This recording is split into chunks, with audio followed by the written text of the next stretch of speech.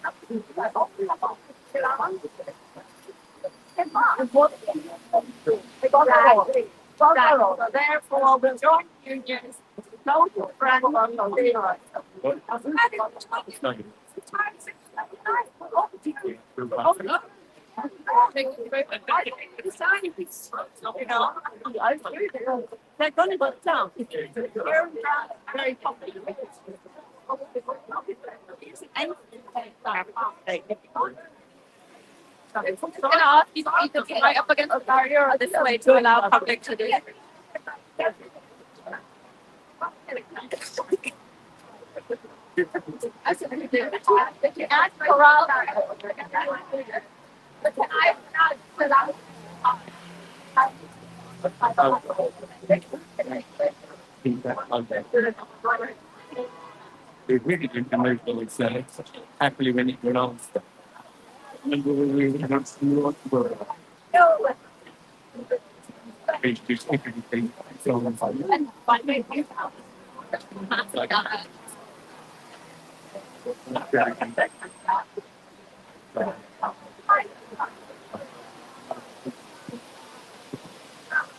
how about that is it from you know.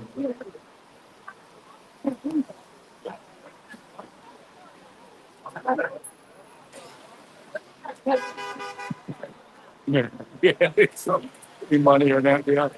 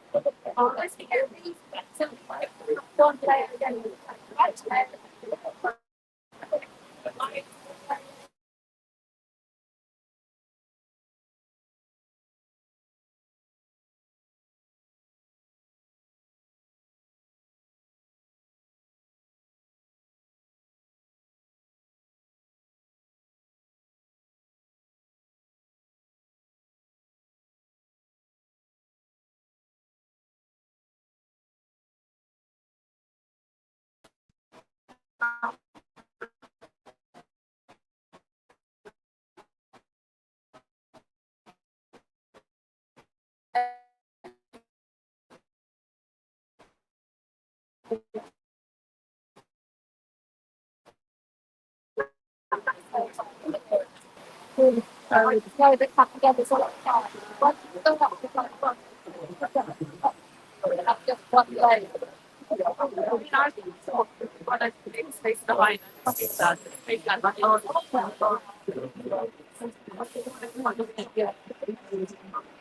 She just so like or against the fence. It's fine. It's fine. Yeah. What are we doing then? Let's get everybody get one layer against the fence.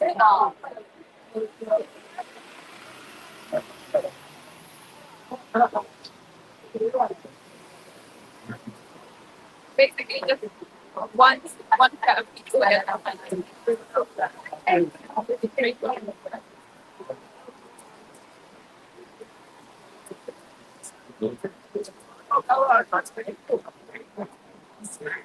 if you can move in, please, so that we can keep a walkway for people to pass. Yeah, they are.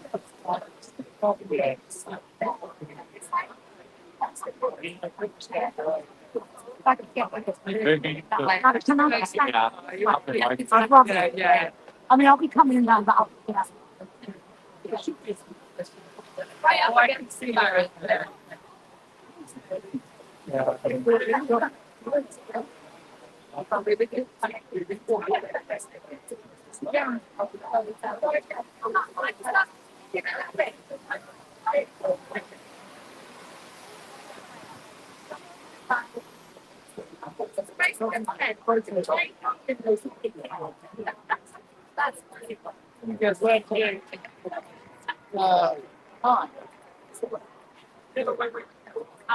Just step it that way, that's that way.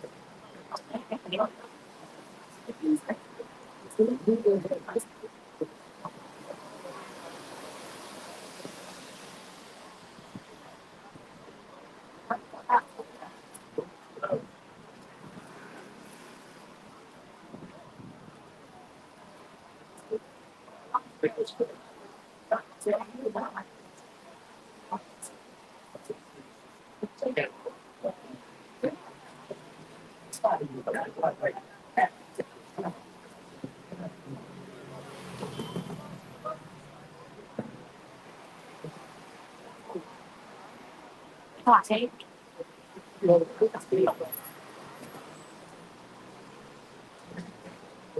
Amplifications.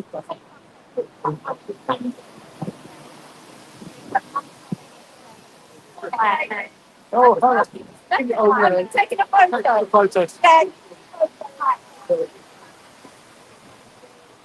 It's only goes like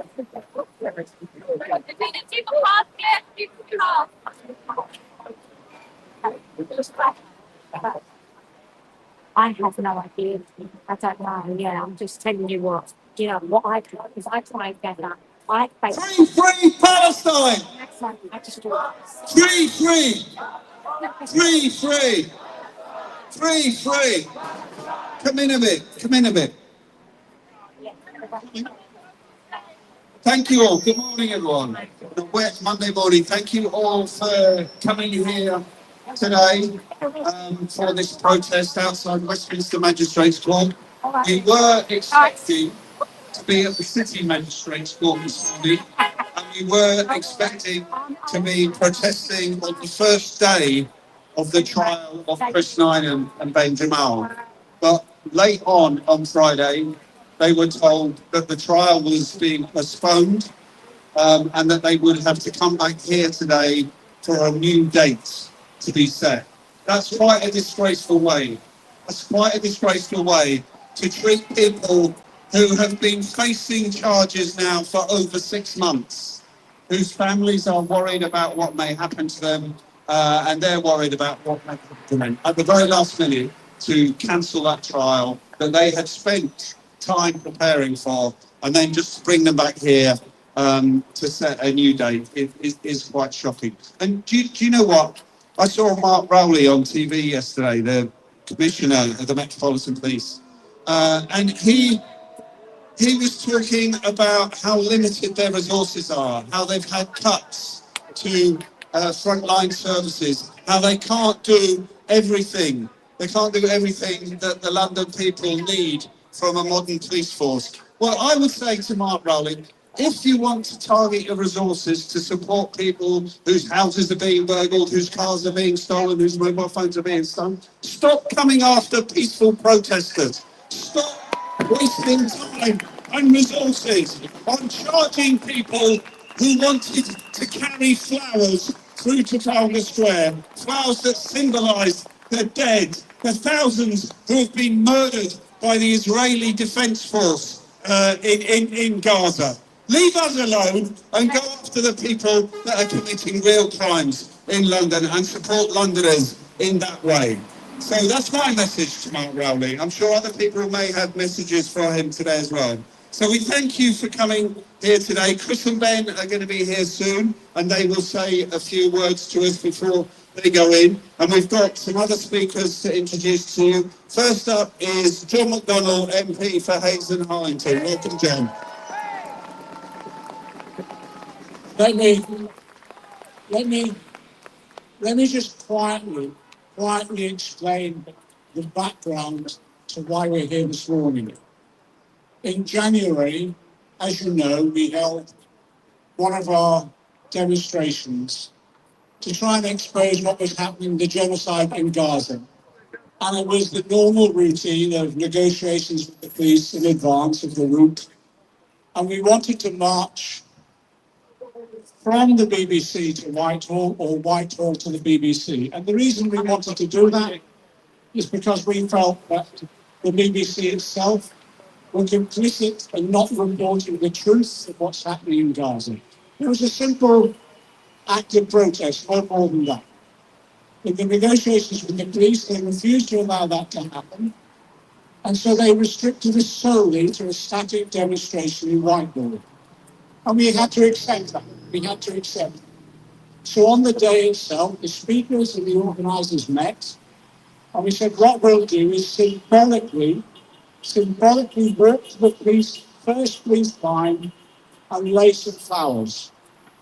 So that's what we did. We all spoke. We had our flowers. Some of you were there. And we walked through the crowd. There was an incredibly disciplined crowd.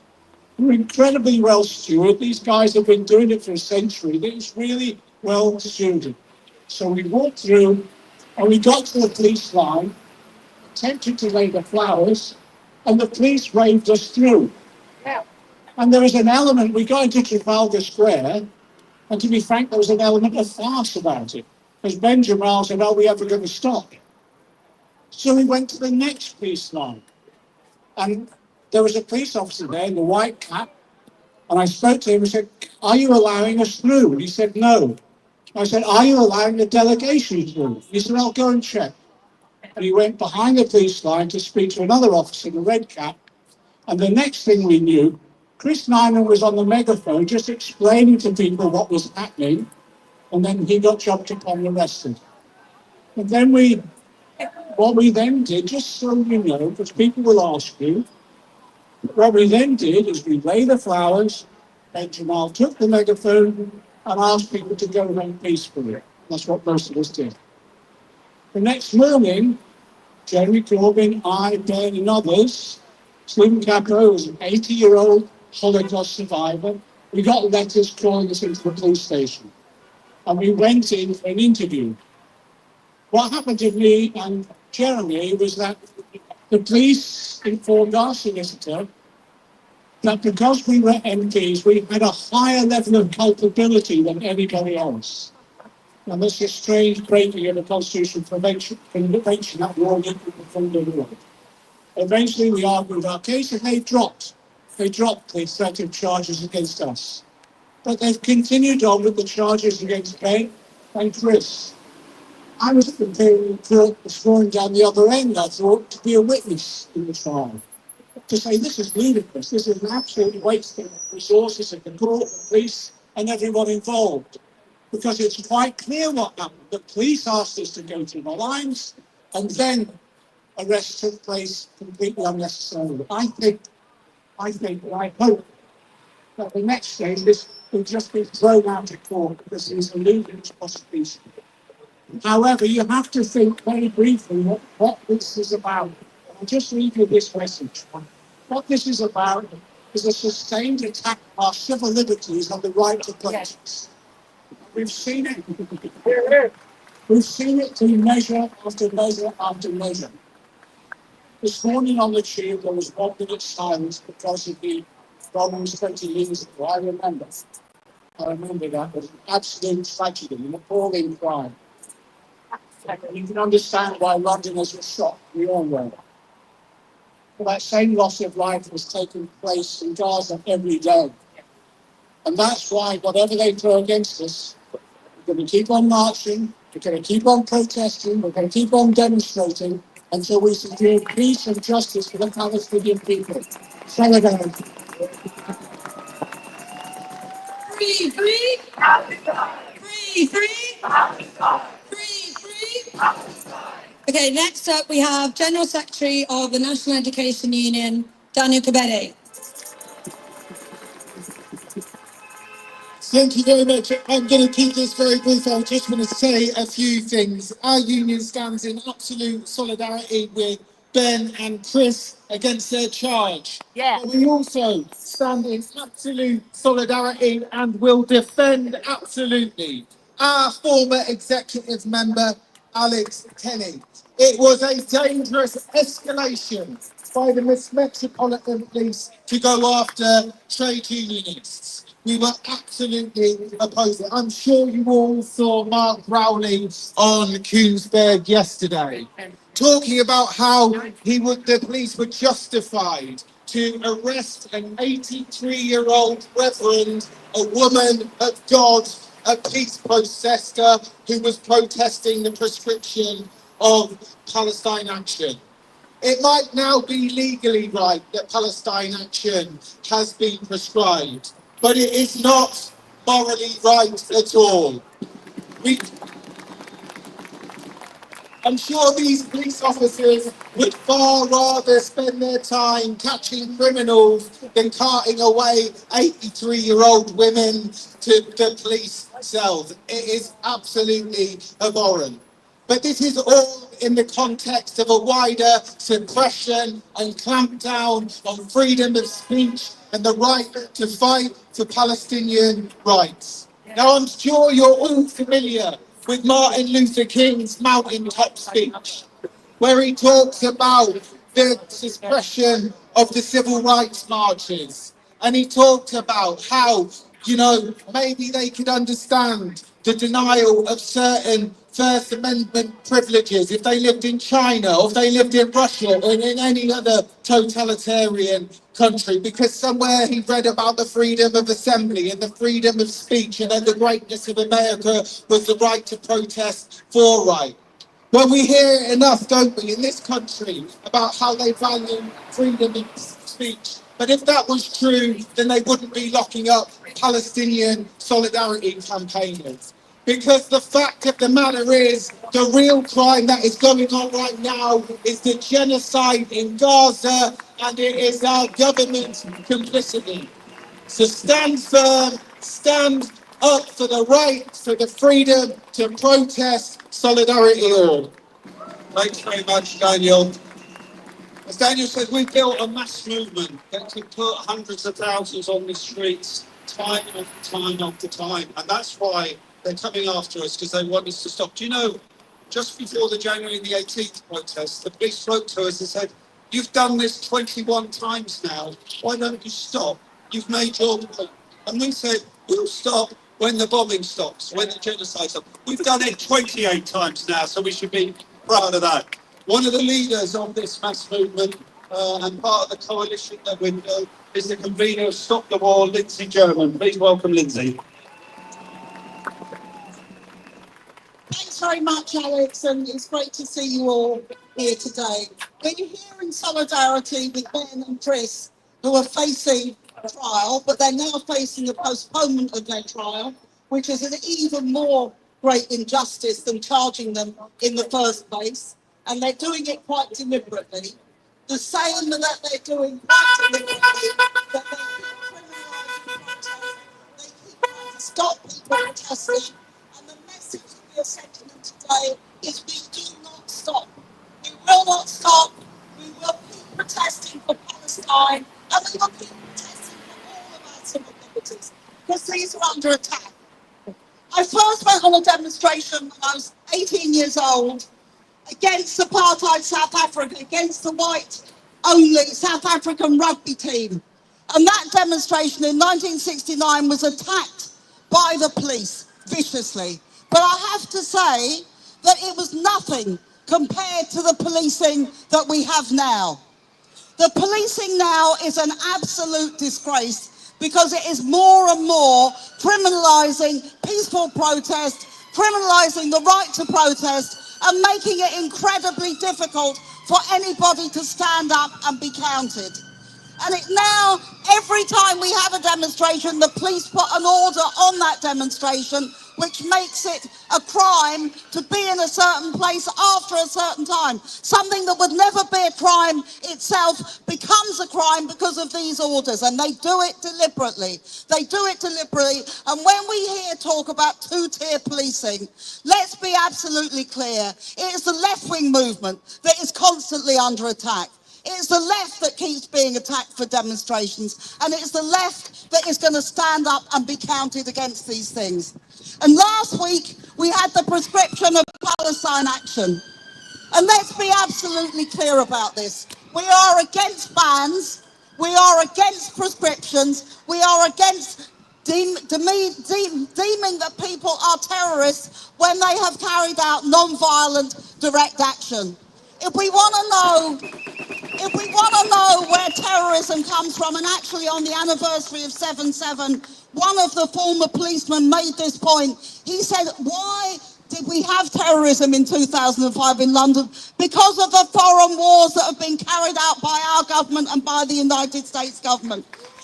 And as long as there are wars across the world, it will give rise to terrorism and violence. If we want to end that, don't criminalise peaceful protesters. Let's stop the wars. Let's stop arming Israel. Let's stop backing Netanyahu. And let's have peace in the Middle East. Thank you very much.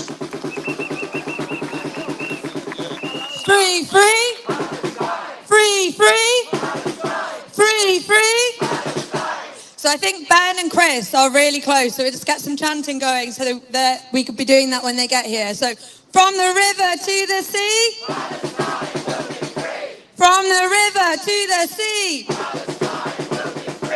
From the sea to the river. From the sea to the river. Free, free. Free, free. Free, free. Free, free. Free, free. 1, 2, 3, 4. 5, 6, 7, 8. 1, 2, 3, 4. 5, 6, 7, 8. Israel is a. Israel is a. Israel is a. Free, free. Free, free. Free, free. From the river to the sea. Ben and Chris are just on their way now, so let's give them a big round of applause.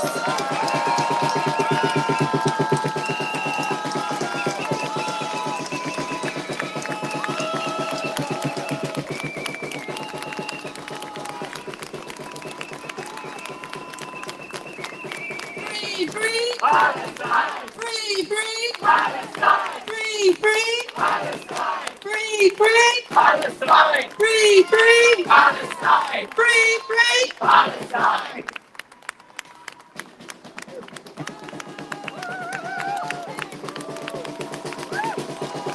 They're going to come up and say a few words before they go into the court. So, who's going first? Chris?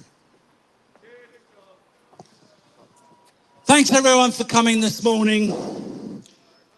Our trial has been postponed, but we're very, very confident that in the end we will get justice. The prescriptions, the arrests, the mounting campaign against the movement are clearly designed to intimidate us and to divide us. And they have, of course, attacked our marches and our protests from the very start of this campaign.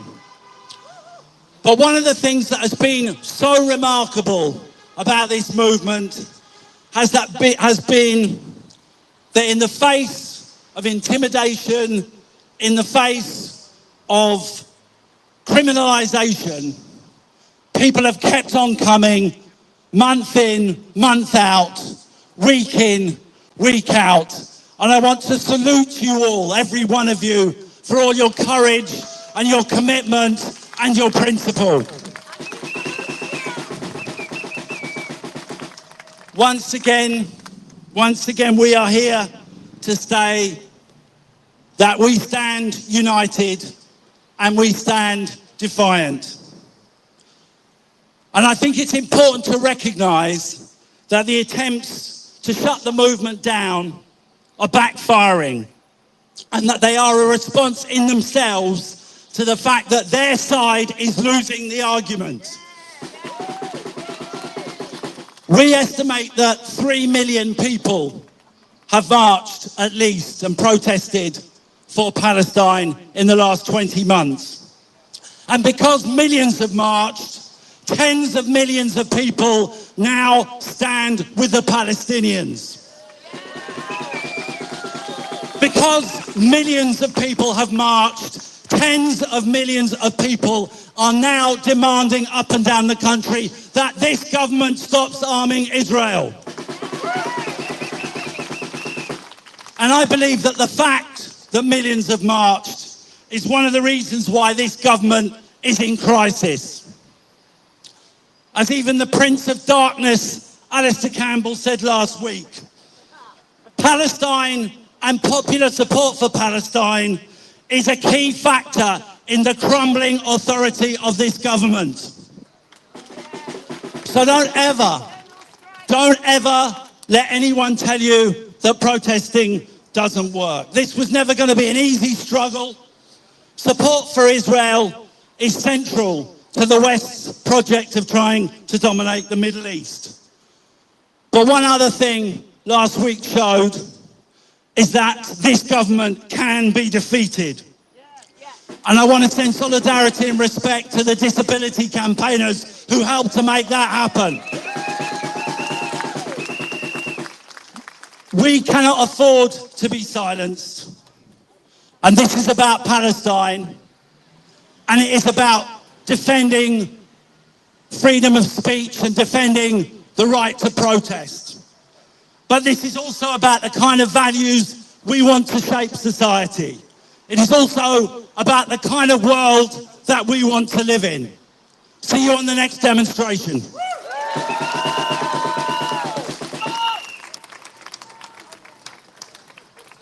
Thank you. I was getting a bit worried that Chris was going to speak so long we'd miss our day in court. Now listen, Chris and I were hoping to be on trial today. That might sound like an odd thing to say, but the truth is this: we were looking forward to the opportunity to confront the state, to confront the police for their unjust actions on January the 18th, for the lies they have told to justify those actions and for their broader repression of our movement. Instead, the police and the CPS have been playing games, including withholding evidence that would be useful to our defence. So a judge has now said that this trial